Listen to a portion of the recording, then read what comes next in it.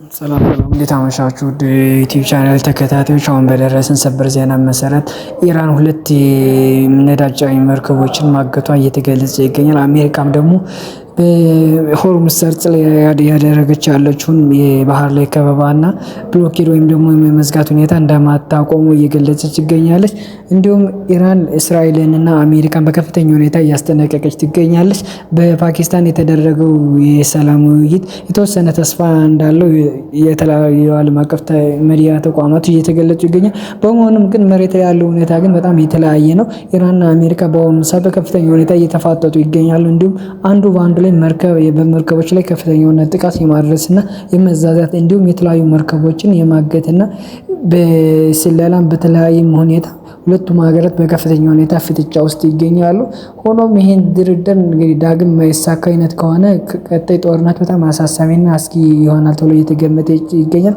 የአሜሪካው ፕሬዝዳንትም እንዲሁም በጦር ጄኔራሎቹ በኒውክሌር መሳሪያ እንዳይጠቀም ማዕቀብ ተጥሎበታል። እንዲሁም በኢራን ላይ በኒውክሌር ሰረቃ ላይ እንዲሁም በፋይተር ጀቱን እሱን ለማትረፍ በሚባል ሰበብ በተደረገው ኦፕሬሽን ላይ ፕሬዝዳንት ትራምፕ በዛ ላይ እንዳይሳተፉ እገታ ታግደው እንደነበረ እየተገለጸ ይገኛል። ሆኖም የአሜሪካው ፕሬዝዳንት እንደባለፈው በከፍተኛ ሁኔታ የመወሰን ስልጣናቸው በከፍተኛ ሁኔታ እየቀነሰ ይገኛል። እንዲሁም የተሰሚነታቸው ሁኔታ በከፍተኛ ሁኔታ እያሽቆለቆለ ይገኛል።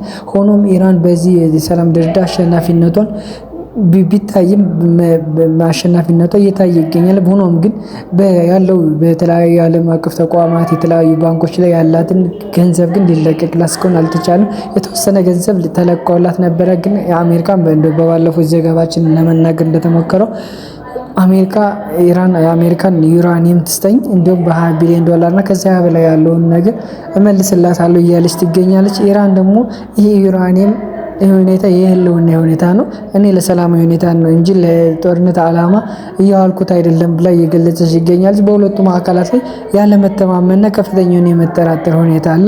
ሆኖም ይሄን ጫና ተከስቶ የተወሰነ ተስፋ ተደርጎ ነበር። አሁንም ይሄ ድርድር የተወሰነ ቀናት አትሊስት የሁለት ሳምንቱ ዛሬ ረቡዕ ያበቃ ነበርና ላልተወሰነ ቀናት እንደ ተራዝሟል። ይሄ የተኩስ አቁም ስምምነት ይሄ ሁኔታ አንዳንድ የጦር ኤክስፐርቶች እንደሚናገሩት ይሄ አሜሪካም ጦሯን ለማዘጋጀትና እንዲሁም የእግረኛ ወረራን ያልታሰበ ከፍተኛ በኢራን ላይ ጥቃት ለማድረስ የጊዜ መግዚያ እንጂ እውነተኛ የሆነ የሰላም ተስፋ እንደሌለው እየተናገሩ ይገኛሉ። ኢራንም ደግሞ በዚሁ ከፍተኛ የሆነ የወደሙባትን የራዳር እንዲሁም የተለያዩ የድሮንና የሚሳኤል በከፍተኛ ሁኔታ ለማምረትና እንዲሁም ዩራኒየሙን በአቋራጭ ለማምረት ይህን እድል ልትጠቀምበት ትችላለች ተብሎ እየተነገረ ይገኛል። በአዳዲስ ዜናዎች እንዲደርሷችሁ ላይክ፣ ፎሎ፣ ሼር ማድረግ ይረሳ።